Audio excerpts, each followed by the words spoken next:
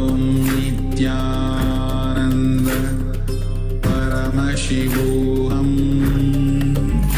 Om Nithyananda Paramashivoham Om Nithyananda Paramashivoham Om Nithyananda Paramashivoham Om Nithyananda Paramashivoham Om Nithyananda Paramashivoham Om Nithyananda Paramashivoham Om Nithyananda Paramashivoham Om Nithyananda Paramashivoham Om Nithyananda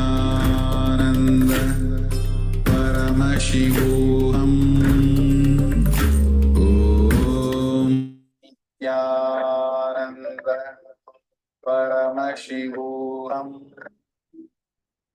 Now, all of you, please go ahead and post whatever your third eye revealed in the chat. Sorry, whatever is your experience of the power of levitation, please post it in the chat.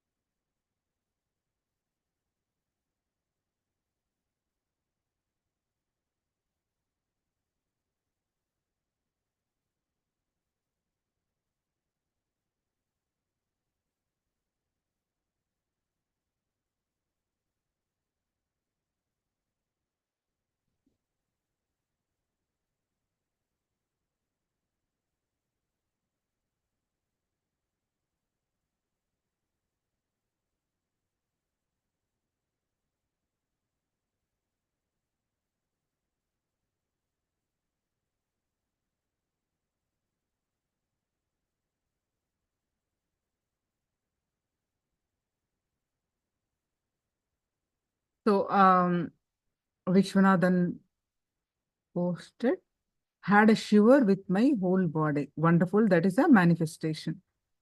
And Parameshwari, I just feel restlessness, so I concentrate on love for Swamiji. Wonderful, Ma.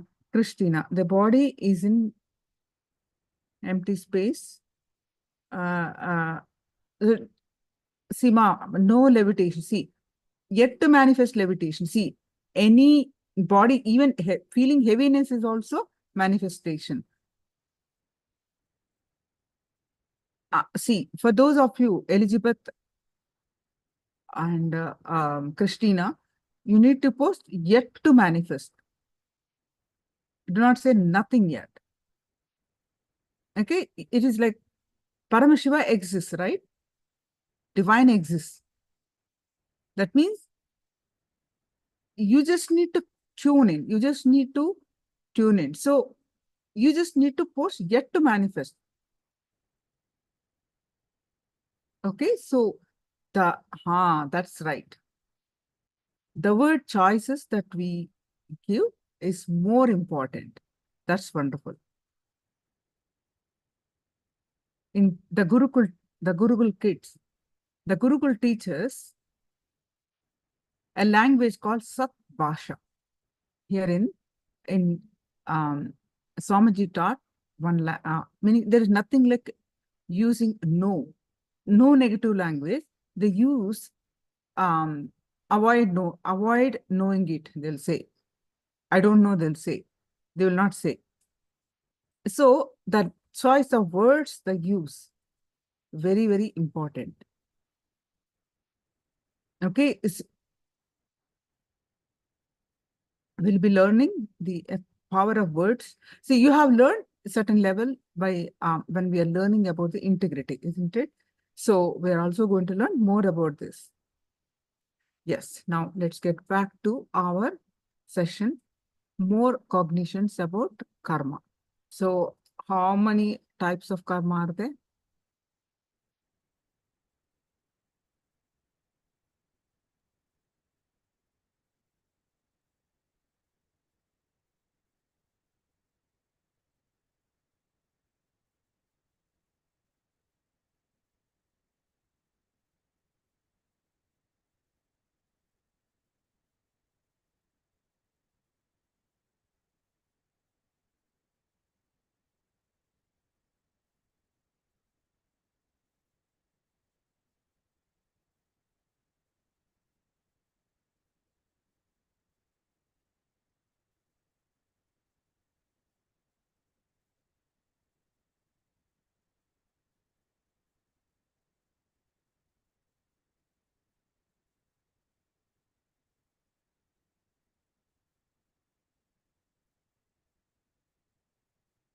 Three. So what are they?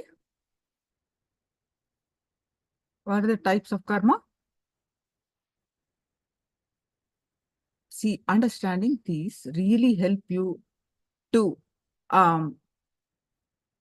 understand many things in life, actually. Understanding the types of karma, understanding the whole karma concept actually helps you to understand life itself, why it's happening, what is happening with life. Sanchita, Prarabdha, and Agamya karma. Christina, only 3 types, not 4. So what is Sanchita karma? What is Sanchita karma? The 3 types of karma: Sanchita, Prarabdha, Agamya karma. What is Sanchita karma?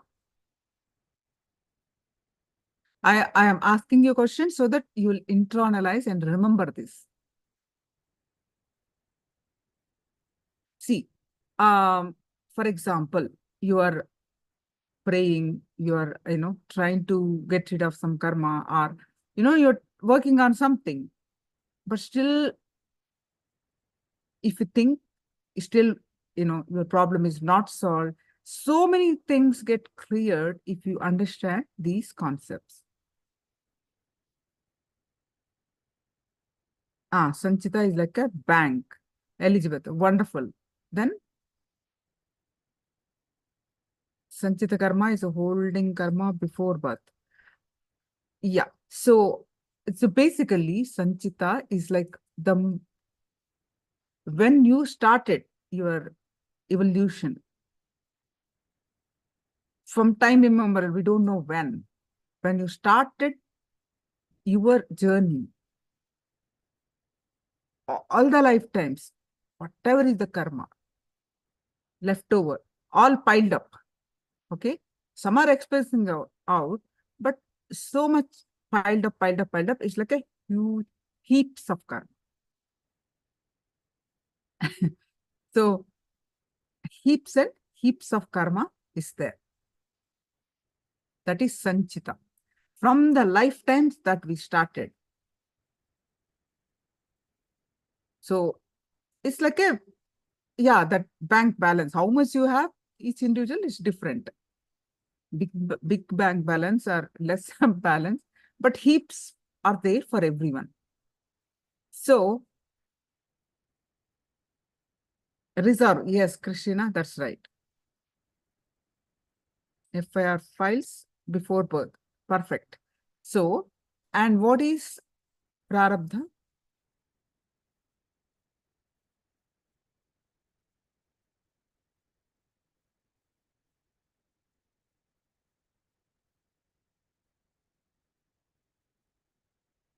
Okay, so now all of you understand you have the heaps of karma that is called sanchita karma, right? We don't know the English word only. So there is a heaps of karma is there. That karma, for the liberation to happen, that heaps of karma has to be expensed out. You have to finish that. Whatever you did, you have to experience the result of that. So from that karma, you take a lifetime, a current lifetime, you pick up something. You choose that from that peak, from that heap, you pick up. Okay, I want to experience this, I want to experience this, I want to experience this. You pick up, you choose. See, in that heaps of karma, you can say two heaps of karma. One is good, one is negative karma. One is good karma, one is bad karma, whatever it is. You take the body for the reserve sanchita. Yeah. So from that, some good things you pick up. So you experience as good things in life. Some negative things you pick up. So you experience all that. You choose that to take lifetime. This life, current life. That is what is your horoscope is about. Some good things, some all things that you pick up from your heap, sanchita. And to expense, you decided to, before taking the birth, you decided to expense out this part. There is not a possibility to expense out all that heap in one lifetime. Okay, so you decided that you will expense out that part of the karmas. You pick up items and you choose this. That what you picked up is prarabdha. Life will push you because you picked up, after taking the birth, that is what you naturally tend to move, prarabdha, because that is what you chose. So, prarabdha is the karma we withdraw upon coming earth. Yeah, we do the current. Yeah. So you choose this life to expense out. Some good things, some bad things, all that expense out. But in this lifetime, you forget and you again doing the karmic things. You again doing the good, bad things. Then you incur what to incur in this lifetime is agamya. What to incur in the current lifetime. Now, then what you incur now will be added to sanchita. Again to the heap. So, where is the balance? You picked up something to expense it out. You're expensing it out. Again, you incur something added to your heap. So, that is why Adi Shankara says, Punarapi jananam, punarapi maranam, punarapi janane jatare shayanam. Iha samsare bahudustare krupaya pare pahi murare. You take this endless life cycles again and again and again. Punarapi jananam, punarapi maranam. Again you take birth, again you die. Iha samsare bahudukkhar. Meaning this life cycle is very painful. Krupaya pare pahi murare. Surrender to Murare means God, Krishna, or whatever form you take it, your choice. So surrender. Krupaya pare pahi murare. I surrender to God. Get me out of this life cycle. So when you're going through certain negative things, right, in life, do not regret why me.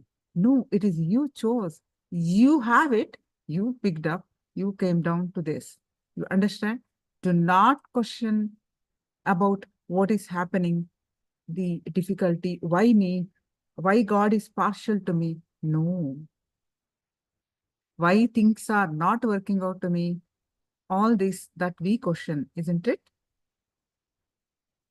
We have this question. When you understand this karma really intensely, you understand the whole life about how what is going on with our life and what needs to be done, you understand. So Elizabeth Kavi, Agamya karma is what we start accumulating, especially when we want what others have.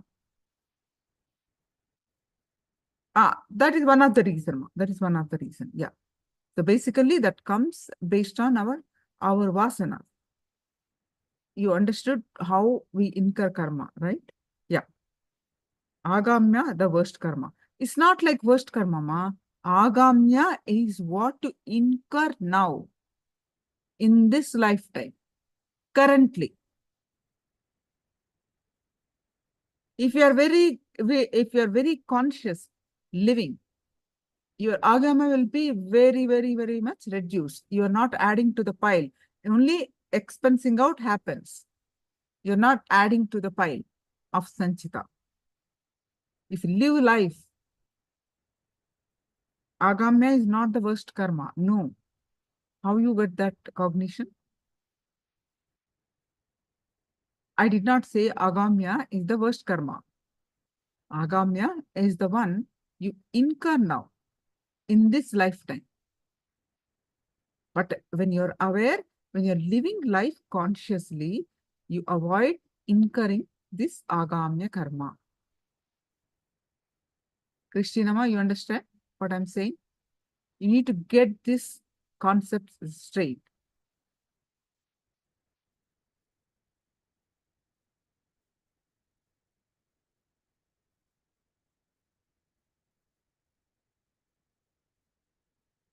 Krishnama, you understand?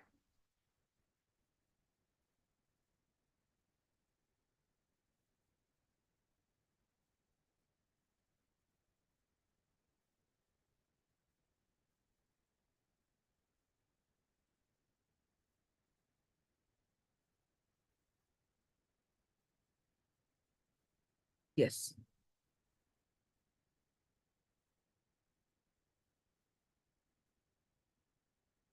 So now all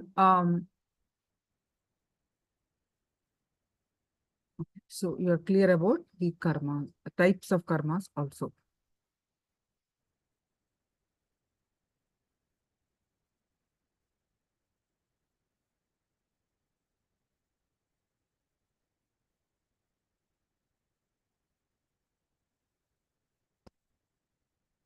Now vasana, samskara, and karma.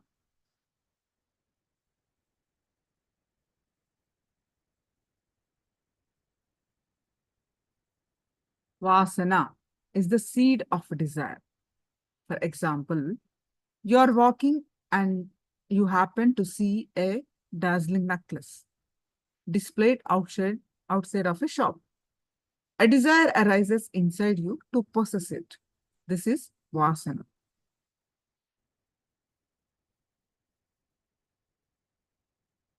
Samskara is, so actually you can remember Vasana as the tendency that we carry forward from lifetime after lifetime. Samskara is the plant that grows when the seed of Vasana sprouts.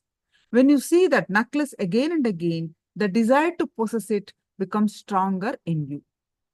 And when you feed the desire to possess the necklace, it is like supplying water and nutrition to the seed of Vasana.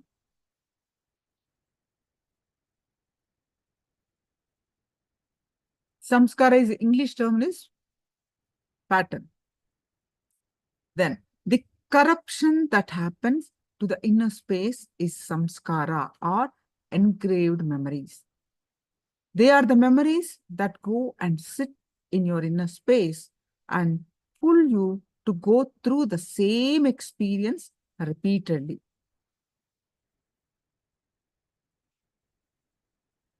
They pull you to do the same kind of actions repeatedly, pull you to run through the same kind of thought patterns. Even if you don't want to, those memories are samskaras.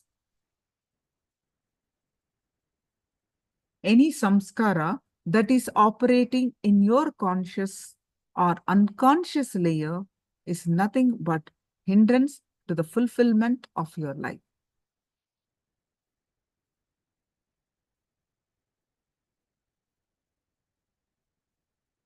There is no such thing as good or bad samskara. No samskara is good. An inner space filled with samskara is hell. An inner space without samskara is heaven. Do not try to classify samskaras are good or bad. A samskara by itself, by very nature, is negative. By its very nature, samskara is depressive. Anything done out of samskaras will reduce everything to boring emptiness. Anything that happens with a deep understanding, just out of your pure inner space, always adds value to you.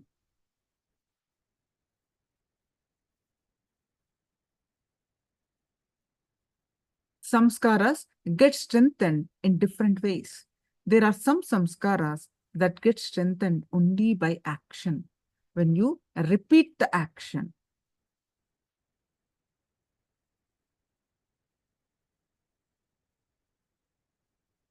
if a person is restless and gets too many thoughts in a span of 1 second, his kshana is shorter because the gap between the two thoughts is less.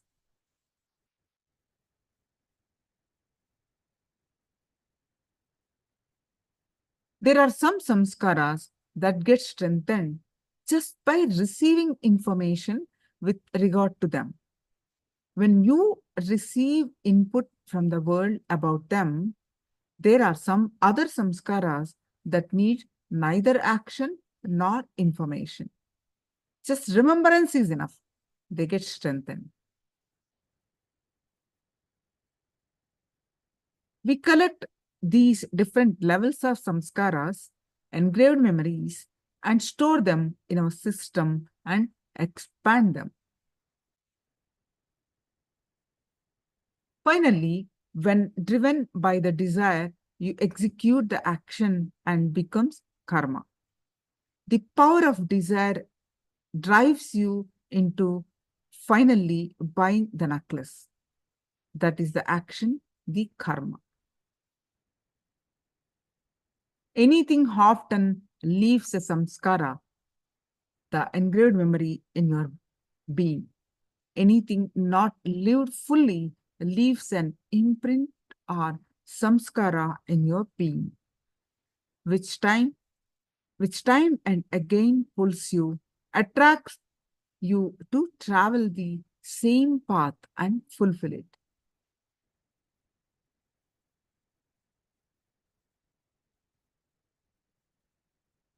The cause of addiction is also related to samskaras. In my own experience of having worked with millions of people personally, at least a few thousand cases of addiction have been healed by meditation.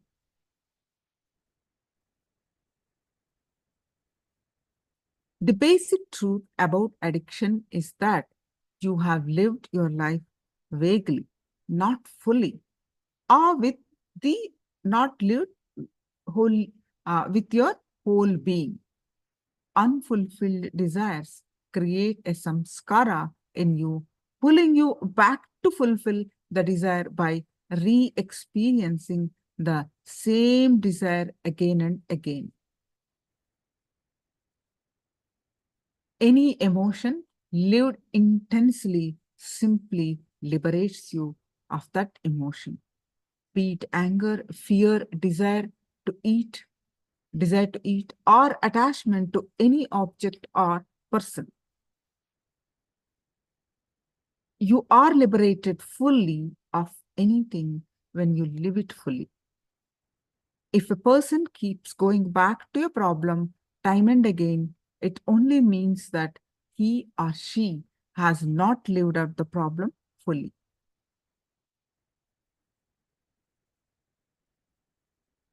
When we live, half our mind is somewhere else. Patanjali says beautifully, the more the quantity, the less the quality. The moment the quality of enjoyment of any object increases, the quantity decreases in direct proportion of its own accord. Therefore, it is the quality that needs to be increased. Life is not a, um, a brief candle. It is a bright, shining torch. Make it burn as brightly as possible in your life.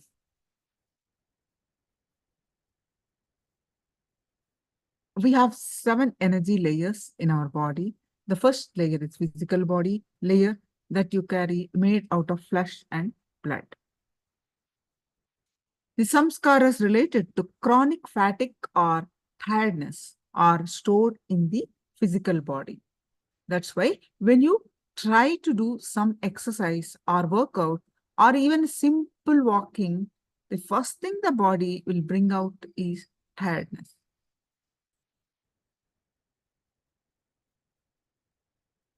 But without bothering about these first level samskaras that are rising, if you continue to enter into the action, suddenly you will see that the same action brings energy out of you.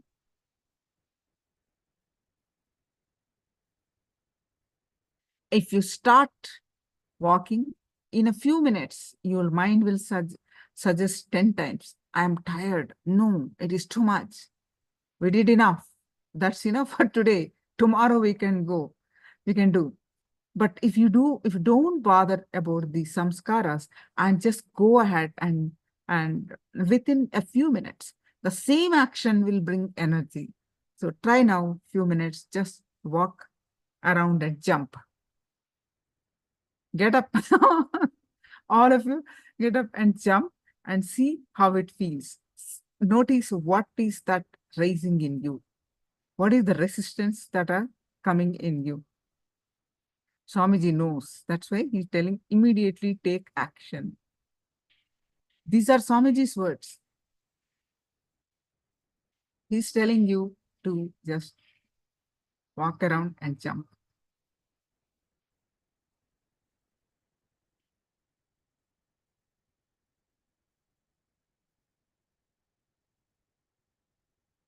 Just 2 to 5 minutes.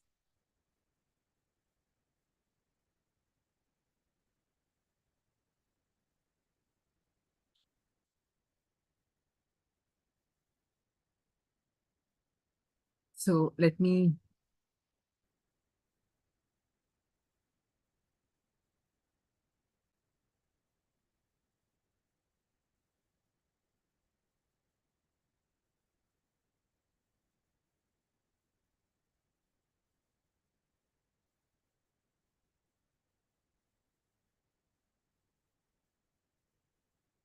walk around, jump.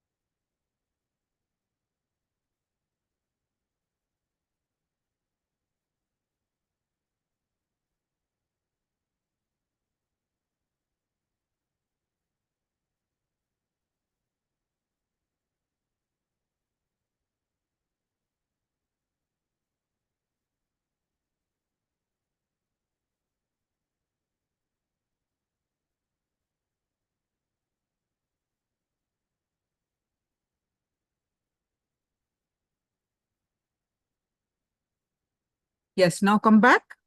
2 minutes over. Just come back, please.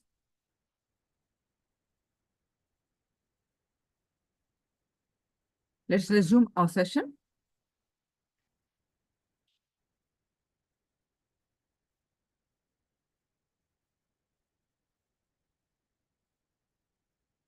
Chronic fatigue, which is a deep feeling to be in inaction, to be rest or non-moving state,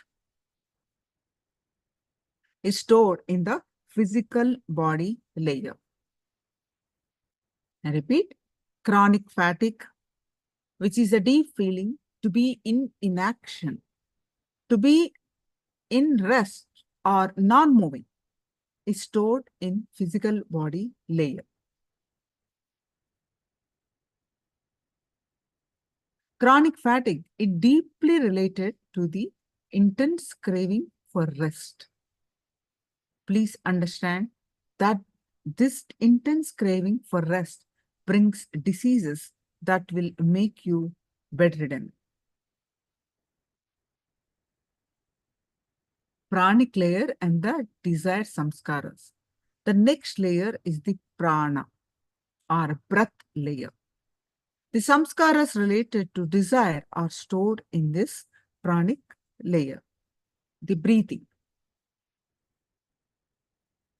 Whenever your desires are changing, suddenly you will see the breathing pattern will also change.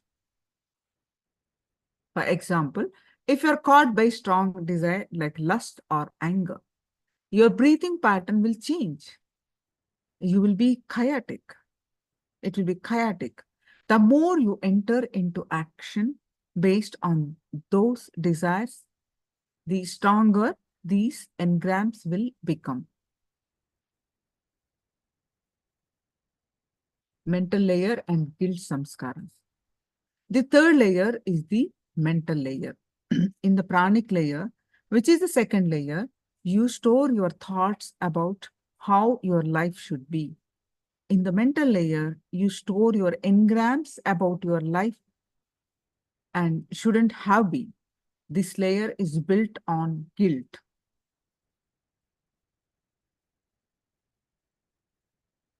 In the case of this layer, you don't need to do the same action again and again to strengthen the engram. Just the information or remembrance about that action will strengthen the engram.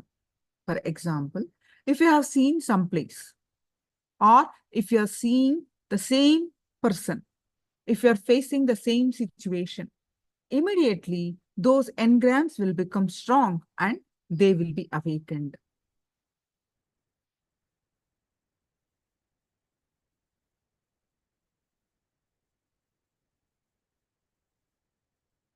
Emotional layer and pain samskaras. The fourth layer is to do with emotions. In this layer, you store all the visualizations related to pain. Understand, this fourth layer is of pain is a very powerful layer. You don't need any action or information to strengthen the engrams. Neither you do need action nor do you need information related to pain?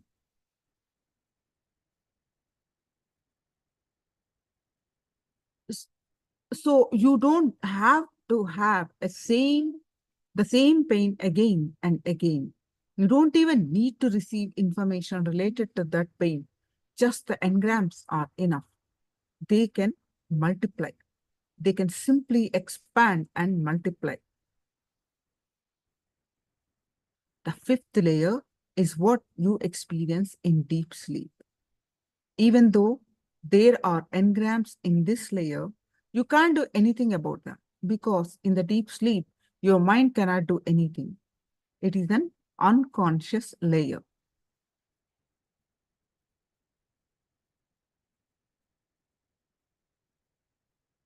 If, if, it, if in the first 4 layers, you can reduce the depth of your engrams, samskaras, the fifth layer and the sixth layer will be cleansed naturally.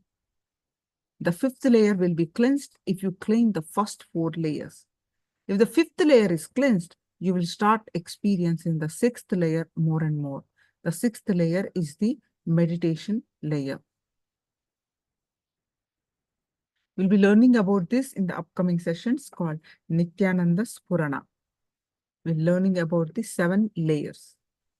If you are getting into deep sleep layer more easily, it means that first 4 layers are clean. If the first 4 layers are not clean, then you will suffer more in the fifth layer. That's why when you have more stress and load, a lot of suffering related to sleep starts happening in life. Not only that, if the engrams in the first 4 layers are too many, in the fifth layer, the relationship between you and your body gets disconnected. Reducing the engrams in the first 4 layers is making friends with your body. We don't realize how we abuse the body. Understand, if you are overweight, it is directly connected to some of these engrams. When you feel lonely and empty inside, you start feeling it. You start feeling it with food or by drinking. Every single thing happening in your life is directly connected to some engrams. Removing these engrams is making friends with your body, creating a deep friendship with your body. This is the best way to heal yourself.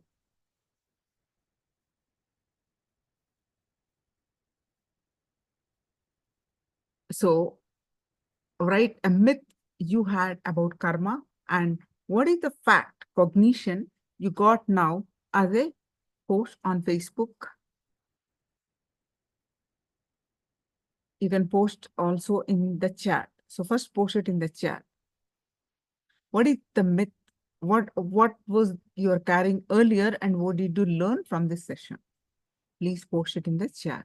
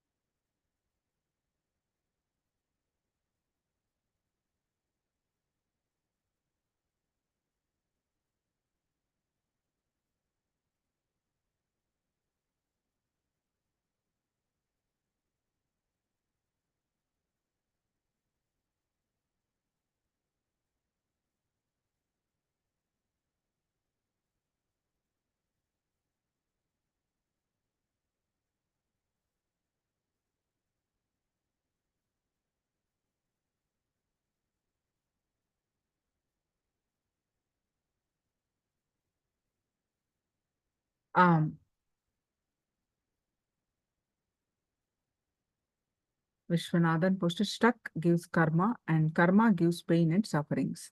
Christina, Vasana, the seed of desire.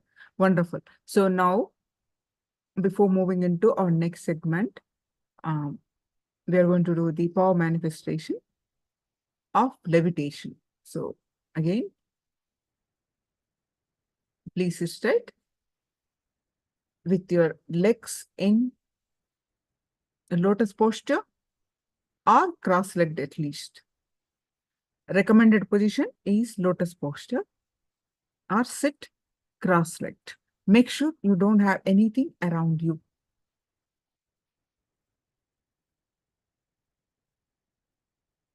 Ideally, you need to sit down. Then your hands in Samana Mudra. This is Samana Mudra. Put it in your lap. Your head, neck, back, straight line. Now, with this posture, let's start manifesting the power of levitation. Bring your awareness onto your third eye and fill your inner space with Swamiji's form. And any thoughts that are coming now,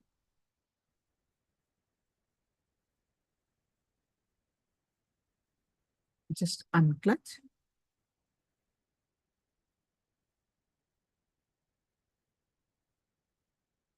Again and again and again, bring your attention, awareness back to your third eye. With this space, start chanting the Mahavakya. Om Nithyananda Paramashivoham. Start chanting the Mahavakya and experience the space of oneness. With that space of oneness, scan through your third eye and manifest the power of levitation. With that experience of oneness, declare to levitate, lift off the ground.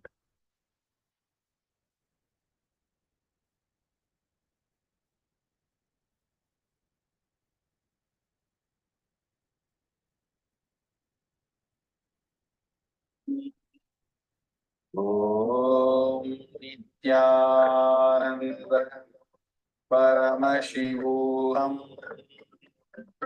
Om Nithyananda Paramashivoham. Om Nithyananda Paramashivoham. Om Nithyananda Paramashivoham. Om Nithyananda Paramashivoham. Om Nithyananda Paramashivoham. Om Nithyananda Paramashivoham.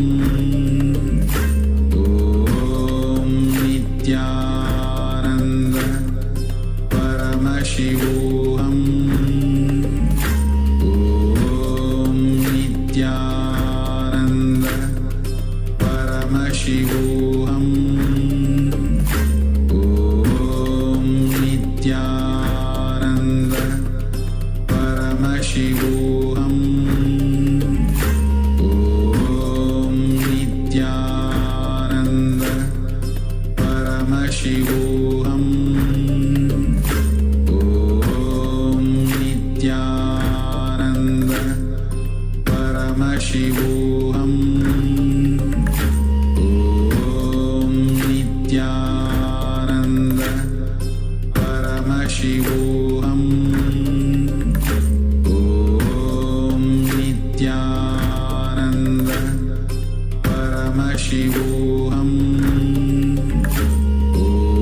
Om Nithyananda Paramashivoham.